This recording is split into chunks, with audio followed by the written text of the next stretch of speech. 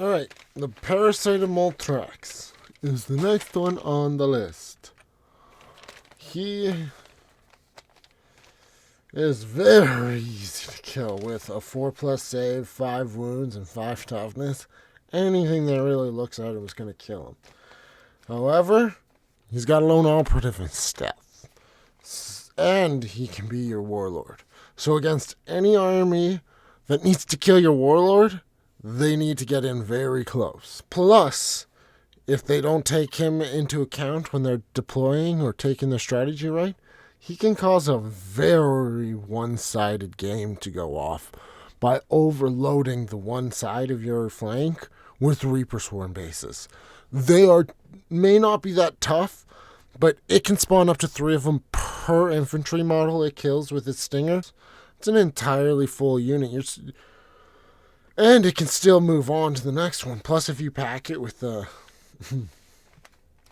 So, you might just lose by getting overrun if you're not placing your infantry right. Plus, and you can't shoot it unless you're within 12 inches. So, you'll be blasting away those Reaper Swarms, but that thing will still be coming. And feasting on infantry. It is a feaster. Infantry. Never target anything.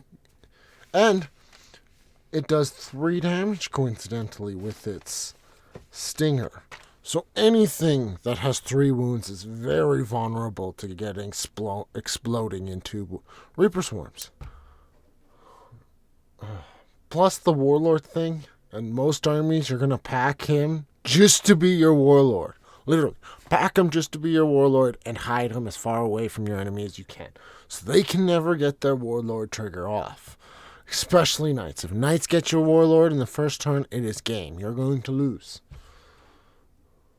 So, that said, I'd actually put him in an S tier because most armies that don't have a solid Warlord or aren't Invasion Fleet and going to go Death Leaper Warlord for the exact same reason, they're going to go that guy Warlord just because they can't snipe him.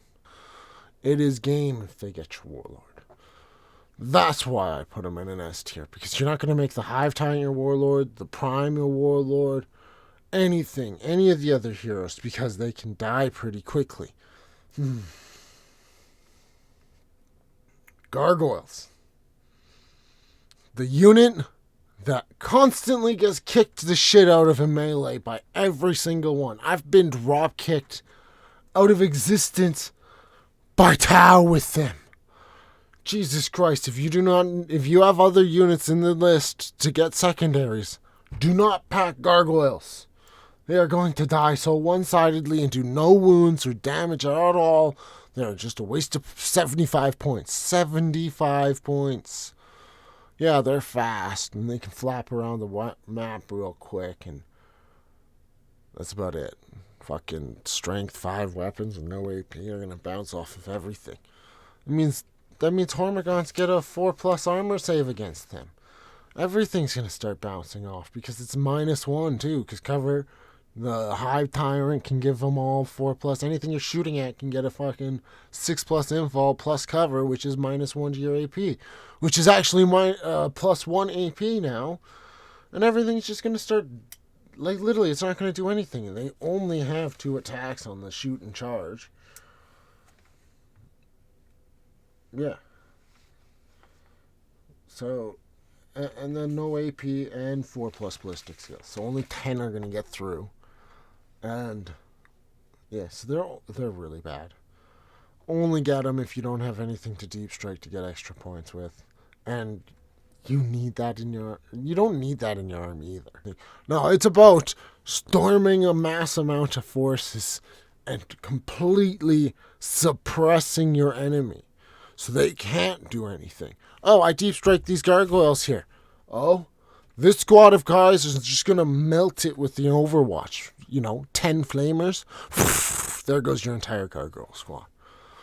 Fucking 5 flamers. Flamers are just so prominent in this season that it's just going to start wiping gargoyles like crazy. Wiping these small crews. That's the same problem with these guys. These guys are just a lot better because they're really fast and they actually have 3 attacks apiece. with -1 AP. That -1 AP is big for them because they're also going into combat, so you don't get covered in combat, and they get 3 attacks apiece. So when you pop an ability on them, like lethal hits or something, they're starting to get a lot of attacks through, no problem. That's why I put them in SA ranking, but I put gargoyles in B ranking. Because they can actually get on your opponent, especially if they don't put any fire into them. Would be like 9. Get them past 50%. 10 of them can't really do much with 30 attacks. Only 5 wounds are getting through. Most of everything's going to be able to stop that. And then the armor save on top of that. So 5 wounds getting through, 5 armor saves. That's 2 saves, only 3 wounds against a parasite of Molthrax. So yeah, they are totally worth. They're more than gargoyles, that's for sure. But Termagants are shit. They're shit. They're shit. They're shit. Tervigon. Unless you got a Tervigon, don't pack them. Ever. They're not going to do much. They're just going to take up space of your army for other units that are worth taking. Like, 2 Pyrovores are way better than a swarm of Hormigons. Oh, it has low objective value, but they'll be able to clear the Hormigons before they get the objective and be able to beat the objectives that they got by the time it gets it. Because that's 10 Hormigons versus 2 Pyrovores. You do the rolls real quick. 6 dead, that leaves 4 alive. So they're just barely taking it. And then the next turn they get torched again. Or if they even dare move, I overwatch them and torch them again, clearing the whole squad, giving me 4 full turns of point scoring. 4 full turns. You got 5 points, I got 20. You see what I mean? OC isn't everything if you completely wipe them out, so they can't control it. Very tanky. You can watch as you wipe out a squad to like 4, and that entire horde regenerate too. So they got that, and then they can move forward as they regenerate, which is pretty gnarly. And if you don't prep your army right, you can get tied up into combat with these little bastards and be locked forever, just getting shot at by little bastards behind them while these guys lock you in combat and force you to fall back every turn. And then you can't even shoot at them unless you have an army that specifically says you can fall back and shoot, giving you the endless cycle of overrun. Now they're getting pushed further and further back into their table corner, while you take the objectives and get mass amount of points and have so much regenerating wounds that they will never be able to break out of their deployment zone. But that's still gonna be very fluky to actually happen like that. Warriors are S.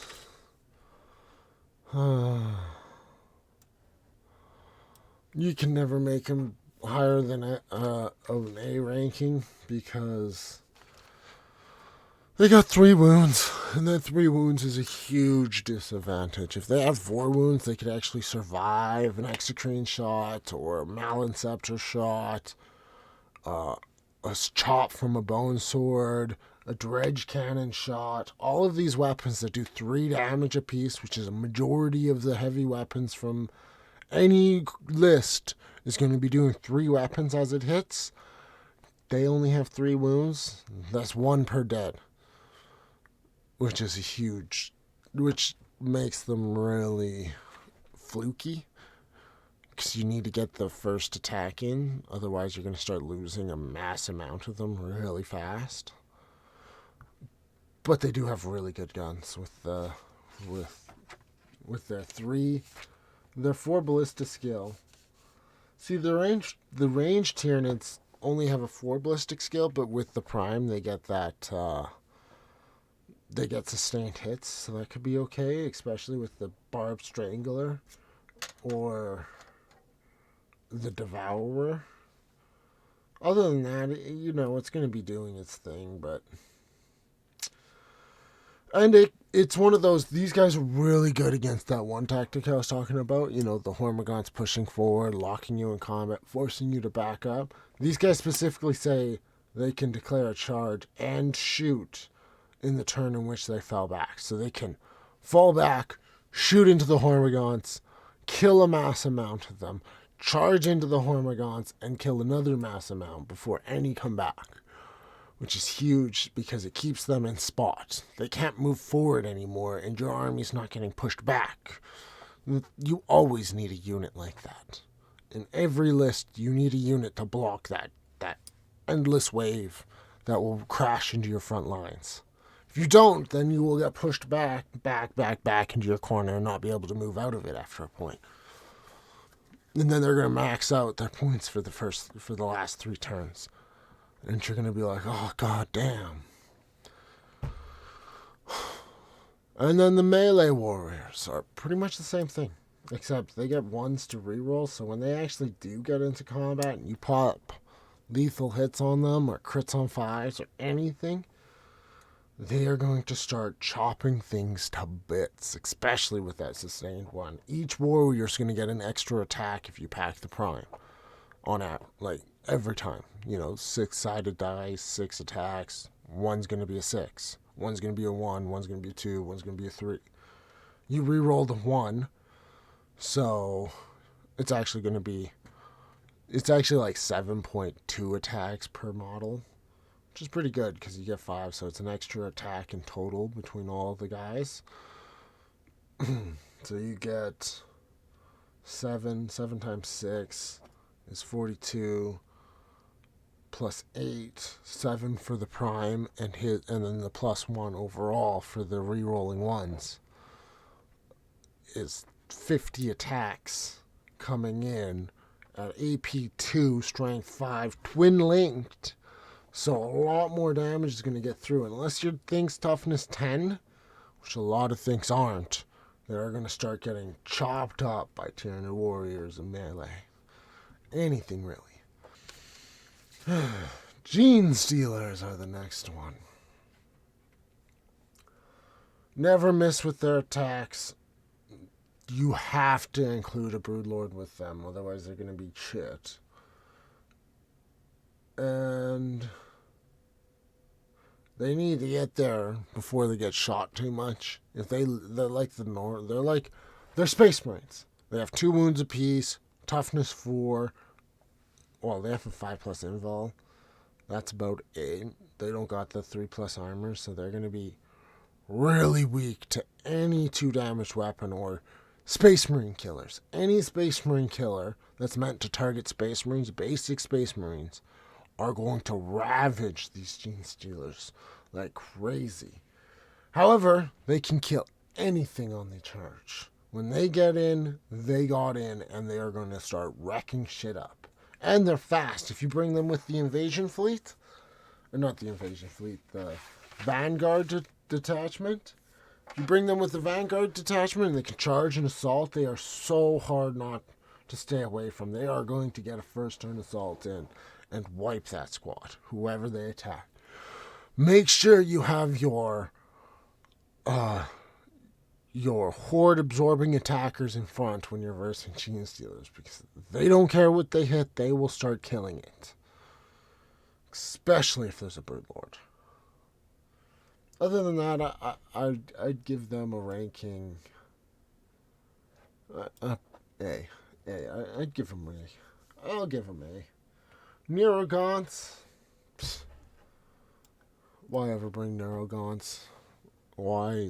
Unless your army's lacking synapse, you can pack a line of them and go stretch the board, grow down the board, and give your entire army synapse. But unless you're lacking synapse, it's the same thing with the Nero Tyrant. Don't pack it. It's not worth it. It's not worth the 45 points. Just pack a fucking Pyrovore. The Pyrovore is going to be way more worth it than these little shits. With 1 attack apiece, 3 strength, no AP, no way to make them better, No way to increase their damage. They are crap. Never bring them. Ever. Unless you need the synapse.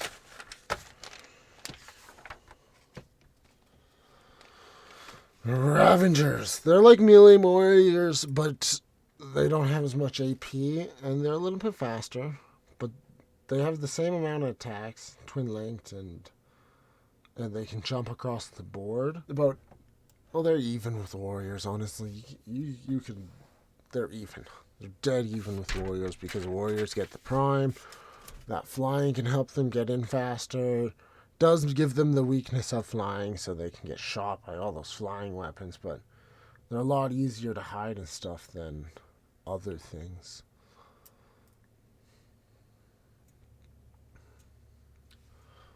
And yeah, they can jump around the board and make sure you get all your objectives. So they're really good. Always, if you can pack them, you might want to. Probably, especially if you don't have any of these three horde killers to wipe out these guys who can get pretty annoying if you don't have horde killers. These guys, yeah, I'd put them there too. I like them. They can slow down these horde armies, making it so they kill a mass amount of them every turn. Really slowing them down. They're really good to pack at cheap points. Their downside is they are extremely weak to Space Marine killers. Anything that's designed to kill a Space Marine and it's 3 tough armor is going to kill these guys no problemo. And they're going to be, it's going to be surprising how fast and efficient they kill these things. They do have 2 wounds apiece, so they're going to be harder to kill than any other thing like Gaunts or really just gargoyles. But other than that, anything that's specifically designed to take out a Terminator will get killed will kill these guys en masse. So you gotta place them right or they will all die instantly. Biovores. You can get secondaries with it. They're 2 times more expensive than the Pyrovores. So if you have other things that can get those secondaries, you might as well drop it for 2 Pyrovores because the Pyrovores are going to pump out a lot of wounds. And like I said, this season's more about making sure you control all the objectives and you max out your points for all the turns. Literally control each one of your games to the point where you can max out secondaries anyway. You got quarter board because there's that many units in your army that can literally eat anything that's put in front of them. Respects. You won't need it. Trust me. And it will die pretty quickly. It has the exact same stats as a Pyrovore, but costs double plus 15 for a reason. And the Pyrovore does more wounds than it, so yeah, I'd pack 2 Pyrovores over it any day of the week. Pyrovores ignore cover too. And that's pretty big when it comes to Tyranid shooting. A lot of their weapons only have AP -1. So removing that cover pretty much gives them AP -2.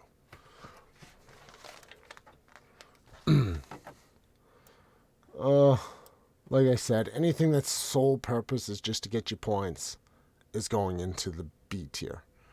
You can get any one of these, and it will give you points.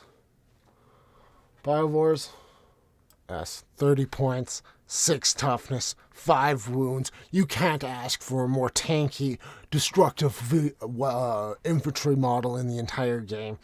It is hard not to pack them. And then when you pack it with the Hive Tyrant running in beside it, and they can charge and shoot their flamers, they're getting in, they're getting hard to kill, and they will melt your entire army's ranks of hordes.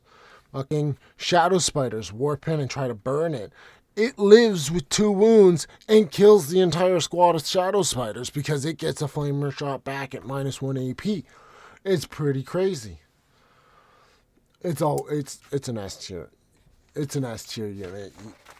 Anytime you have 30 points, 40 points, 60 points left over, instead of packing a Lictor, pack 2 Pyroforce.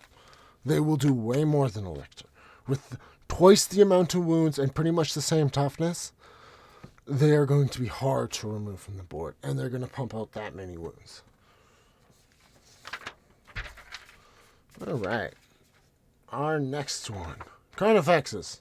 Don't pack Carnifexes unless you're packing Old One Eye. Don't pack Old One Eye unless you're packing Carnifexes. They are one and the same.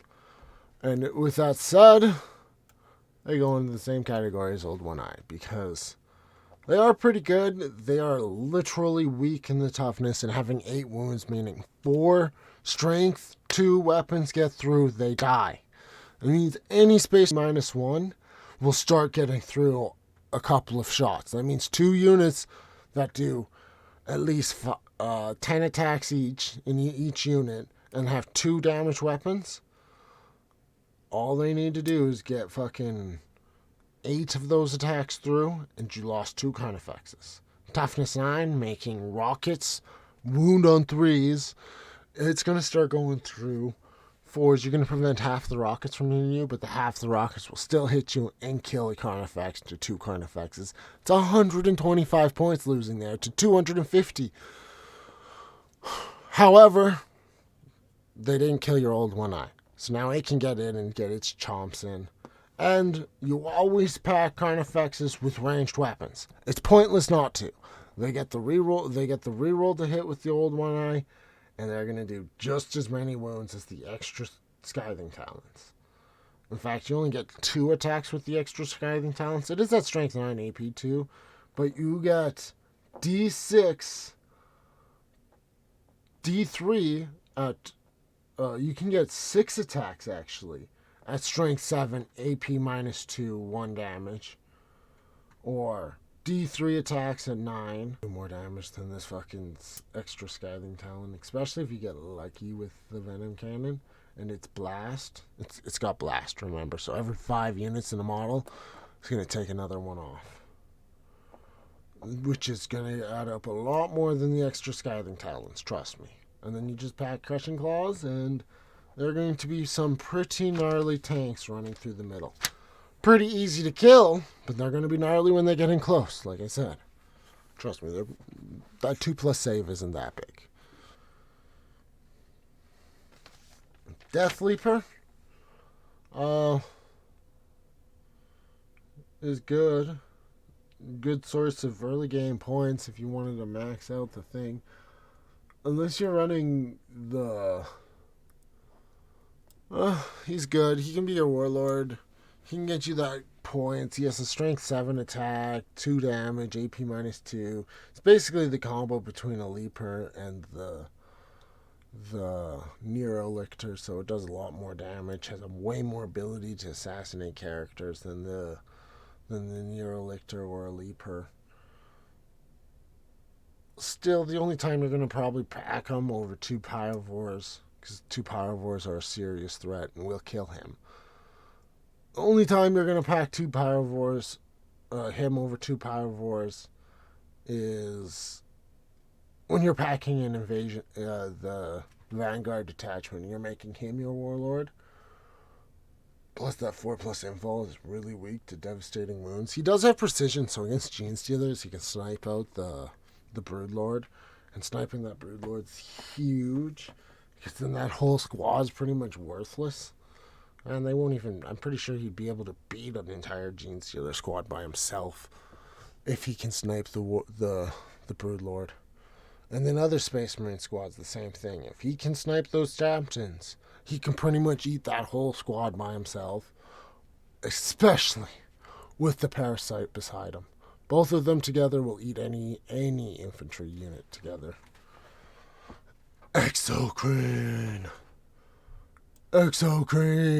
It's a must-take. Every unit in the game must take 1 Exocrine. Every Tyranid army, unless you're running nothing but melee, you grab an Exocrine.